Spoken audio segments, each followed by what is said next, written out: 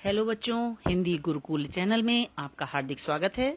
इस वीडियो में मैं आपको कक्षा 10वीं के सूरदास के पद, इन पदों का वाचन करते हुए इनका भावार्थ समझाऊंगी।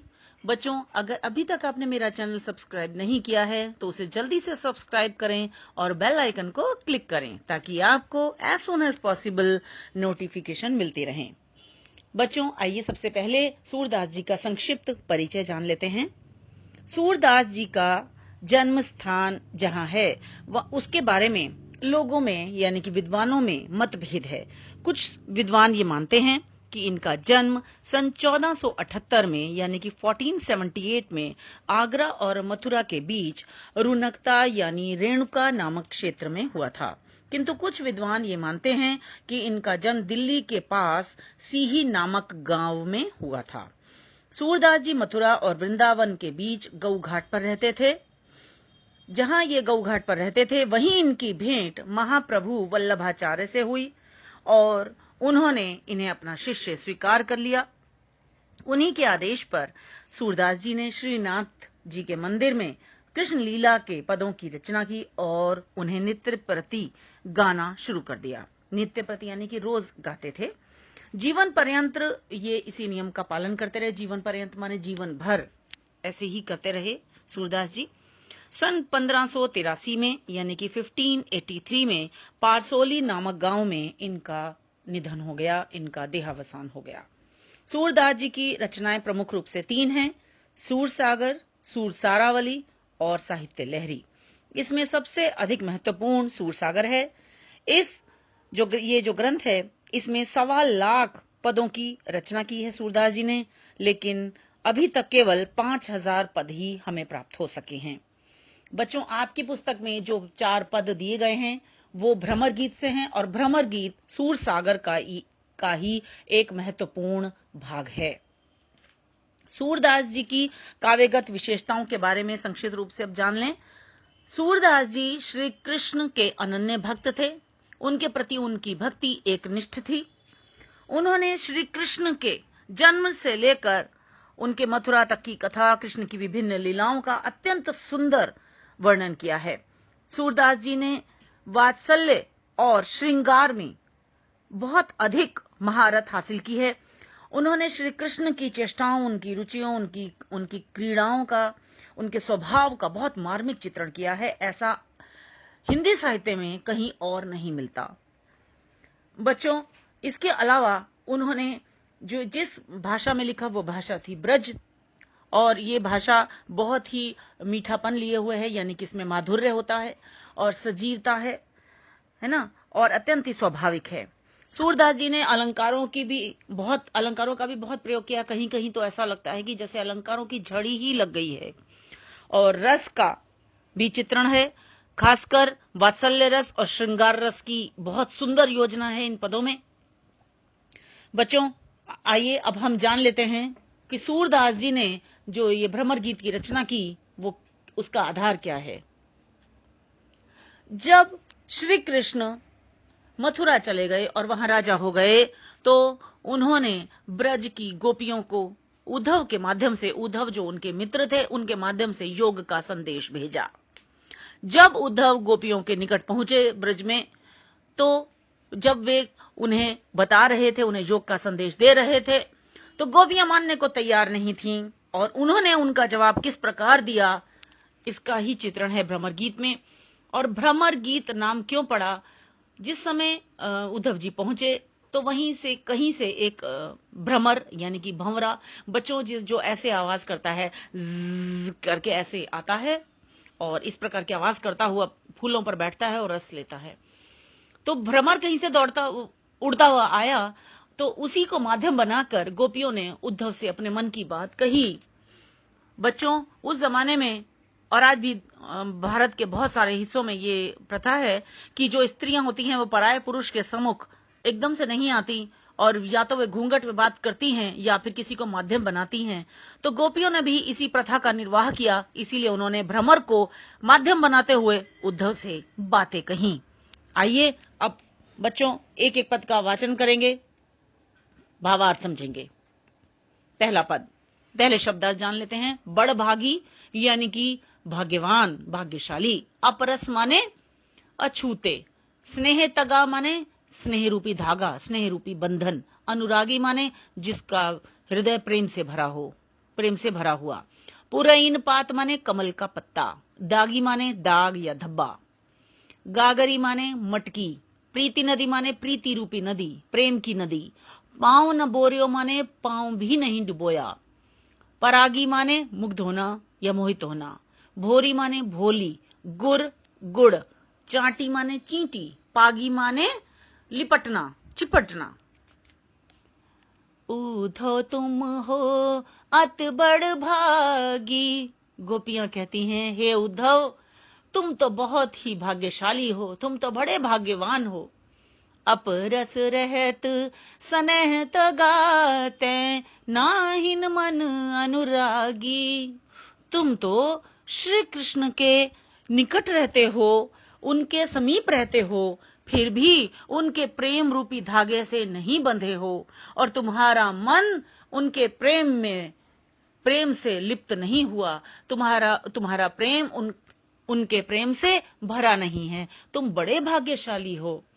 पुरईन पात रहत जल भीतर, तारस देह न दागी। वे कहती हैं कि जैसे कमल का पत्ता जल के भीतर रहकर भी वो उस जल से अछूता रहता है, जल उस पर नहीं पड़ता, जल का दाग नहीं पड़ता, यानी कि जल उसको छुए तो क्या होता है, जल बह जाता है, उस पर टिकता नहीं है। तुम उसी प्रकार हो। ज्यों जल माह तेल की गागरी, बूंद न ताको लागी। और दूसरा क्या बताती हैं, दूसरे कैसी उपमा देती हैं वे कहती हैं, जिस प्रकार तेल से भरी हुई मटकी को यदि जल में डुबोया जाए तो उसके ऊपर बूंद नहीं ठहरती, क्योंकि तेल की मटकी जो तेल से चुपड़ी हुई है, अगर उसको जल में डुबोया जाए तो जल उस पर टिकता नहीं है।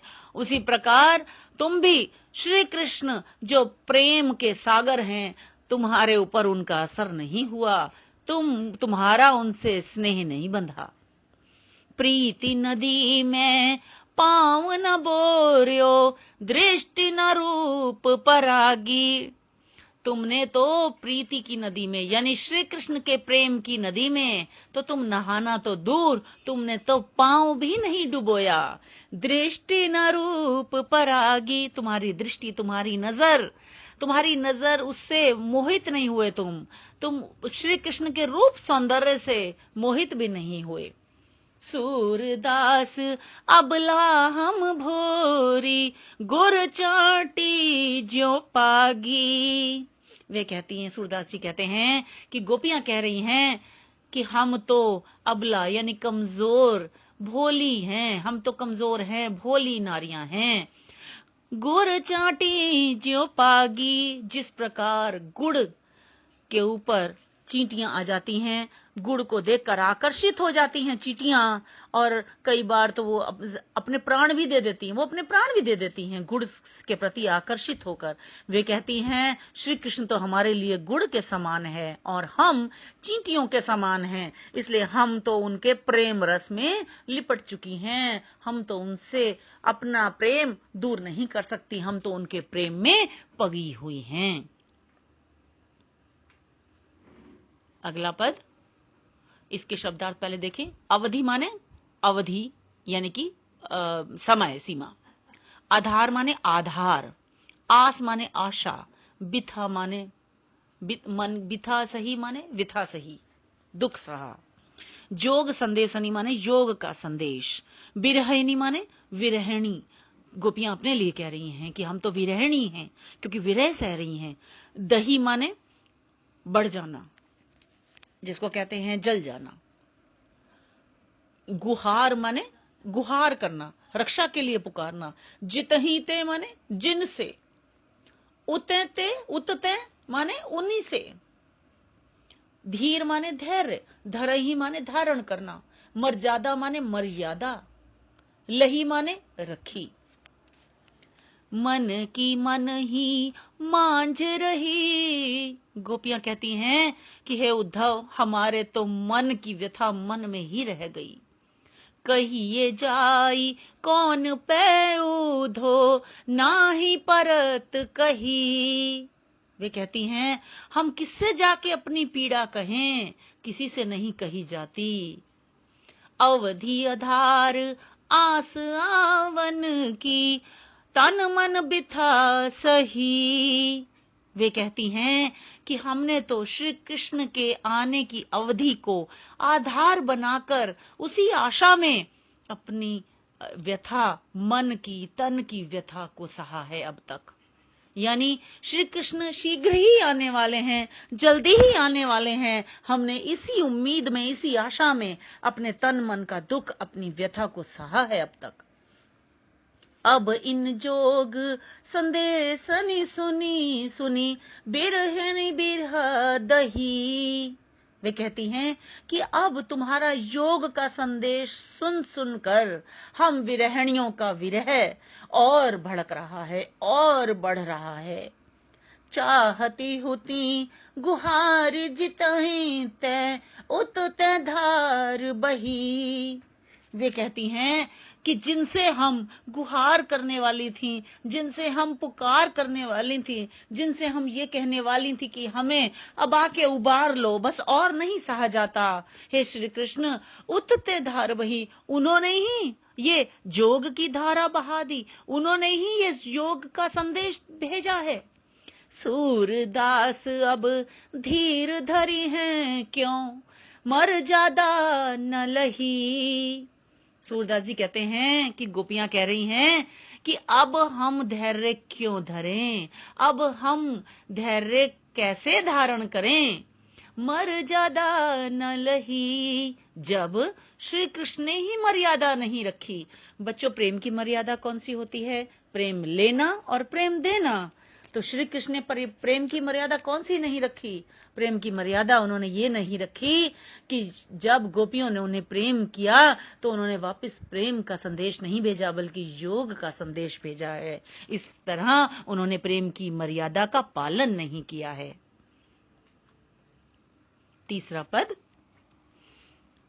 हरि श्री कृष्ण हारिल पक्षी को एक पक्षी को कहते हैं। बच्चों, कहीं कहीं इसके दो अर्थ हैं। हारिल एक पक्षी का भी नाम है और हारिल तोते को भी कहते हैं।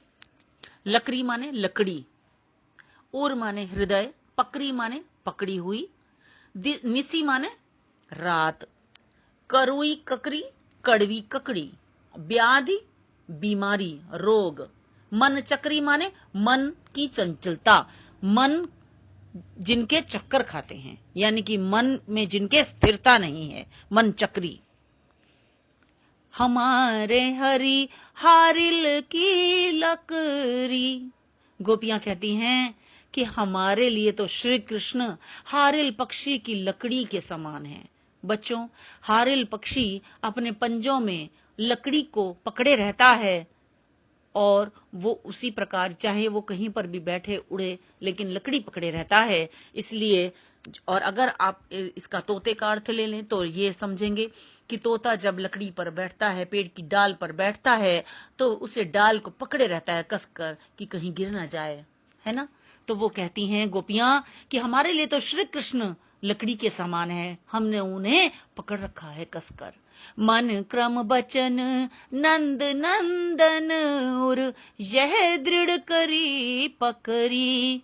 वे कहती हैं कि हमने तो नंद बाबा के नंदन अर्थात उनके नंद बाबा के बेटे, उनके पुत्र को मन से, कर्म से और वचन से, उर माने हृदय, हृदय में दृढ़ करके पकड़ लिया है। जागत सोवत स्वपन दिवस निसी, कान्हा कान्हा जकरी। वे कहती हैं कि जागते हुए, सोते हुए, स्वप्न में भी दिन रात कान्हा कान्हा की रट लगी रहती है। वे कान्हा कान्हा पुकारती रहती हैं। सुनत जोग लागत है सौ, ज्यों करुई ककरी। वे कहती हैं कि हे उद्धव, तुम्हारे योग का संदेश तो हमें इस प्रकार लगता है जैसे कड़वी ककड़ी। कड़वी ककड़ी खाई नहीं जाती, अरुचिकर होती है, उसी प्रकार तुम्हारा योग का संदेश भी हम ग्रहण नहीं कर सकती। हमारे लिए वो अरुचिकर है, क्योंकि हम तो कृष्ण के प्रेम रस में पूरी तरह से डूब चुकी हैं। सूतो व्याधि हमको ले आए, देखी सुनी न करी। वे कहती हैं कि ये कौन सा रोग ले आए हो, कौन सी बीमारी ले आए हो, जिसे ना हमने कभी देखा, ना सुना जिसके बारे में, और ना ही जिसे धारण किया। हम नहीं जानती हैं योग का संदेश। यह तो सूर तिन्हें ले सौंपो, जिनके मन चकरी। सूरदास कहते हैं कि गोपियां कह रही हैं कि हे उद्धव, ये योग का संदेश तो उन्हीं को ले जाकर सौंप दो, उन व्यक्तियों को दो जिनके मन चक्कर खाते हैं, जिनके मन चंचल हैं, जिनके मन स्थिर नहीं हैं। हमारा मन तो श्री कृष्ण के प्रेम में स्थिर है, हमें इसकी आवश्यकता नहीं। चौथा पद करते हैं। मधुकर भंवरा जो उद्धव को कहा गया है, पहिले माने पहले, योग संदेश योग का संदेश, परहित माने दूसरों के हित के लिए, दूसरों के कल्याण के लिए, धाय माने दौड़ना, अनीति माने अन्याय अत्याचार। हरि हैं राजनीति पढ़ी आए। गोपियां उद्धव से उल्हाना करती हुई कहती हैं, श्री कृष्ण का उल्हाना करती हैं और व्यंग्य भी कर रही हैं कि श्री कृष्ण तो लगता है राजनीति पढ़ गए हैं, वो राजनेता हो गए हैं, राजनीतिज्ञ हो गए हैं, क्योंकि राजनीतिज्ञ बड़ी कुशल, बड़ी चतुर बातें करते हैं। उसी तरह से श्री कृष्ण भी लगता है बहुत चतुर हो गए हैं, है ना।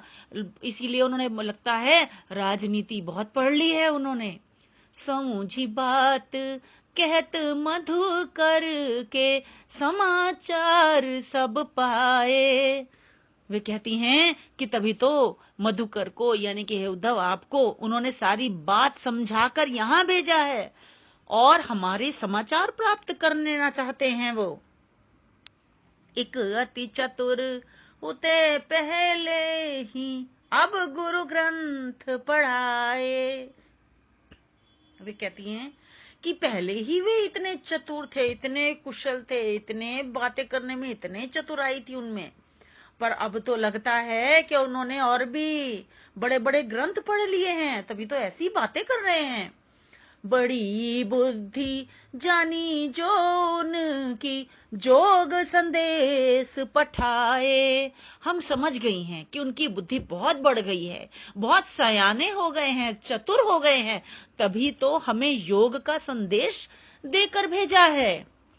उधो भले लोग आगे के, परहित डोलत धाये। वे कहती हैं, हे उद्धव, वे लोग कितने भले होते हैं जो लोग दूसरों के हित के लिए, दूसरों की भलाई के लिए दौड़ते चले आते हैं। मतलब इसमें बच्चों श्री कृष्ण के पति उल्हाना भी दे रही हैं, कह रही हैं कि श्री कृष्ण तो अब बहुत बड़े हो गए, लगता है अब तो दूसरों की परवाह नहीं करते। पहले लोग कितने भले होते थे, पहले श्री कृष्ण भी कितने भले थे, दूसरों की भलाई के लिए दौड़ते चले आते थे। अब अपने मन फेर पाई है, चलत जूते चुराए। वे कहती हैं, गोपियां कह रही हैं कि अब हम अपने मनों को, अपने हृदय को दोबारा पालेंगी, वापिस से पालेंगी, जिसे चुराकर श्री कृष्ण अपने साथ ले गए। वे हृदय हम दोबारा से पालेंगी। ते क्यों अनीति करें आपुन, जे और अनीति छुड़ाए। वे कहती हैं कि ये बात समझ में नहीं आती कि श्री कृष्ण दूसरों को तो अन्याय करने से छुड़ाते थे, उनको तो रोकते थे, और स्वयं अन्याय कर रहे हैं, हमारे ऊपर स्वयं अत्याचार कर रहे हैं। ये क्यों कर रहे हैं, हमें समझ नहीं आ रहा। राज धर्म तो ये है सूर, जो प्रजा न जाहि सताए। सूरदास जी कहते हैं कि अंत में गोपियां ये कह रही हैं कि राज धर्म तो ये होता है कि अपनी प्रजा का ख्याल रखा जाए, उसका दुख दर्द दूर किया जाए, तो प्रजा को न सताया जाए, यही राज धर्म है। श्री कृष्ण अपना राज धर्म क्यों नहीं निभाते हैं? बच्चों, मुझे आशा है कि आपको चारों पद समझ में आ गए होंगे। बच्चों, इस वीडियो को लाइक करें, दोस्तों के साथ शेयर जरूर करें, और हाँ बच्चों, मेरे चैनल को सब्सक्राइब जरूर करें और बेल आइकन को क्लिक करें ताकि आपको जल्दी से जल्दी नोटिफिकेशन मिलती रहें। और अपने वैल्यूएबल कमेंट्स मुझे लिखना न भूलें, मुझे इंतजार रहेगा। धन्यवाद प्यारे बच्चों।